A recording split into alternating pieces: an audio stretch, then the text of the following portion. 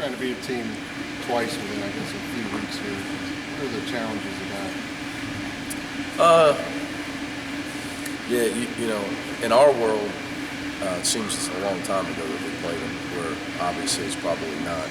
We lose track of time during this time of year, but anytime you're trying to beat a team for the second time, psychologically you're concerned that the other team has the advantage because they're the one that thinks they have to play better to win.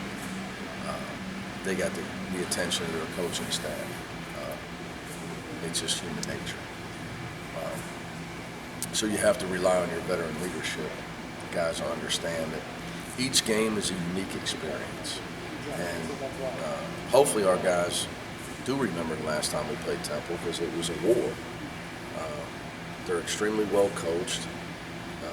They fight you as hard as they can fight you. They've struggled to make some shots of late. And they've played by far the hardest schedule in our conference. Haven't had to go to Central Florida, go to SMU, go to Connecticut, you know, have to play us in the opener. So they've had a tough road as far as the schedule is concerned. And Tulsa, who's surprisingly very good. So, but it's always tough to beat a team two times in the same year. Are they relying more on the three-point shot than they used to? Yeah, they just don't have the low post presence of, you know, Julian Baum, who was fifth-year senior for him last year, tough kid, strong.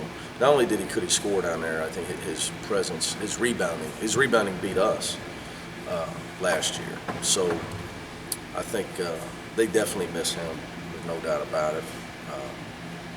And you know, we all know that the three-point shots can be feast or famine at times. But they're capable, so you better not let them get hot. You guys defended a three-point shot really well. How do you do that? Is that an emphasis of you? Well, last year we struggled with it, to be really honest about it. And, you know, after the season, you try to assess some things, everything that you did schematically, and evaluate everything in the program A to Z. So we did not defend the three-point shot well at all last year. And something I wanted to change. So we had tried to have just a much better emphasis on our ball pressure on the perimeter. And I thought and get better at our bigger guys being able to play, not give up the three at the three-point line as much. And just change some things strategically that we've done. So I thought, even in the St. Joe's game, we let them get comfortable. You can complain as a coach. You see, you got guys, boy, he's making shots. He's a low percentage shooter. But then you watch the film, and he's not being guarded with much pressure at all. So there's a chance he's going to shoot above his percentage. So it's just something we've tried to improve upon. Coach, you've talked about recently settling for jumpers a little bit. What all goes into that? Is that like a toughness thing? Is that how they're defending you? Or is it you've seen some shots go down, they're getting some confidence now? Well, I think you got to have your guys play with confidence. You can't have guys wondering, is this coach okay if I shoot the ball? But you also have to evolve as a team to understand, hey, if you've missed 3 or 4 jump shots in a row, it's probably not prudent to come down and take another one. Let's at least try to get the ball in the paint first and not shoot a jumper off the first pass when we've missed 5 straight. So it's just a maturing process for the team. We had 2 freshmen do that the other day, and that's what freshmen do, unfortunately. And then you got to give East Carolina's defense a lot of credit. You know, they're a big athletic team. Obviously, they're not scoring the ball great, but their field goal percentage defense is excellent, and we found out why. Whenever a team can protect the rim, it's going to be hard to score on them if you don't make shots. And we struggled to make shots the other day. And against SMU, they were cutting off the paint. That's why I say every game is a unique experience. Right. And fans tend to try to look at it like, well, we're this or we're that. You got to be able to dance every song they play at the ball if you're going to win the prize. And teams play differently.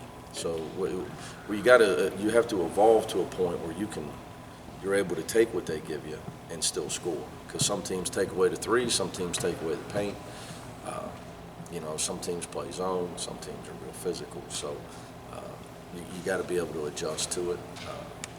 and usually passing is the key. Good passing is the key to good offense. You know, you have great passing, you will have great offense because you will end up with great shots.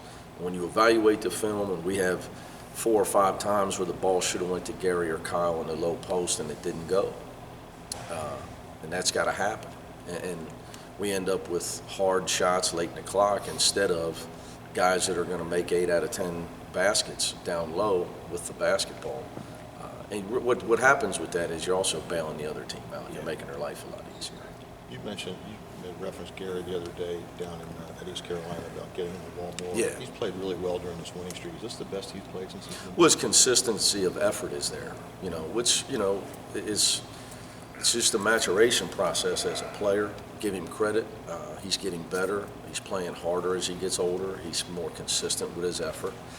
And to be real honest about it, we've got to make sure he gets the ball more in our half-court offense and gets more opportunity. And we've got to know that if we catch the ball and he's available on a post-up, he's got to get it. He'll pass it if he draws the help. He always does. But he's got to get it. That puts pressure on the defense.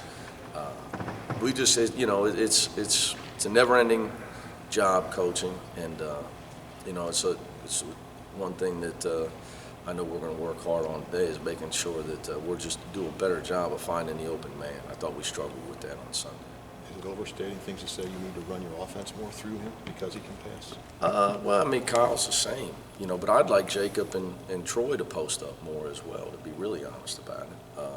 I just think that you can't pass the ball laterally. I mean, you just, if every pass you make in a possession is lateral, the defense wins.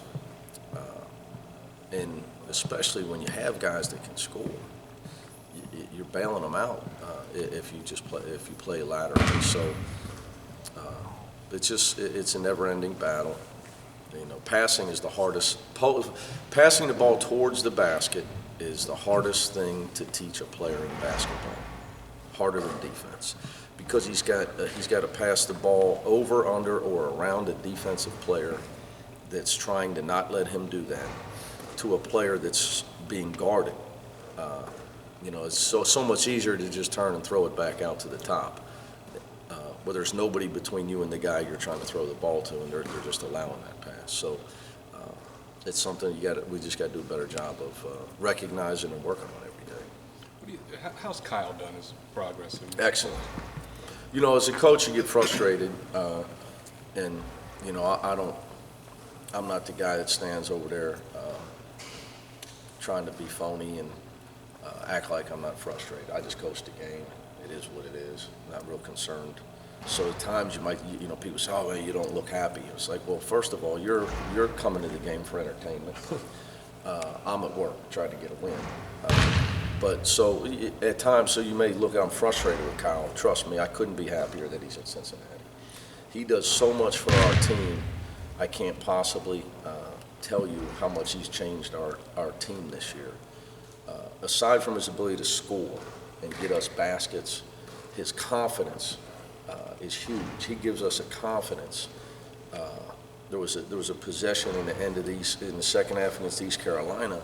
He makes a baseline jumper where other guys might have been thinking, oh, well, you know, they cut it to 6, and, you know, oh, I'm worried. He could care less about the crowd. He could care less if he missed his last shot. You give him a shot he's confident in, he's just going to shoot it. And we need that, because sometimes Troy is way too conscientious. So is Gary, so is Jacob. He gives us talent, but he gives us confidence. And he is by far the energy giver on our team, which is a huge thing. You know, he is always fired up. He comes flying. He almost ran over me at East Carolina. There's a timeout, and Nasir had blocked a shot, and he comes flying off the bench to tell Nasir, great job. You know, and it's just, that's who he is. And in the course of a season, in team sports, guys like that, their value is so much more than their statistical value. Because it uplifts everybody. Everybody needs somebody to bring them up. You know, I watched Francisco Garcia do it at Louisville to an eventual Final Four. In my time there, guys like that they always have an energy level. Kenyon Martin had it while I was here as an assistant. They always have intensity. They're always excited to play basketball, and they bring everybody up around them. So as frustrated as I may get with Kyle at some of the things he doesn't do great, if he did them great, he wouldn't be here. Let's just be honest with that. You know, at a guy his size and with the things he can do, I mean, he probably wouldn't be here if he didn't have some things he needed to work on. So, you know, despite the times where I may get frustrated with him, trust me, if I could do backflips to prove how happy I am that he's in our program, I would do them, but I just can't do them. Although I know you'd like to see it. You can dunk, though. I used to be able to dunk. That was back at LaSalle. Check the program from the 1989 Blue Chip class. You've seen it. I've seen it. You like that, huh? Cashmere Wright bought it. He did. We got him on that, didn't we? That was a good one. He's not here, is he? Good. I don't think he still doesn't know. I told him. Oh, you told him he's He dying? didn't believe me, though. Really? There's a picture's right there. Oh, yeah, I'll make sure they all see that when they come back. When the guys are at my house, they'll have to see my dunking picture from that program. You seen it, Dan? I'll show it to you. I said, Cash, look at him. How did he dunk? Well, I seen the picture.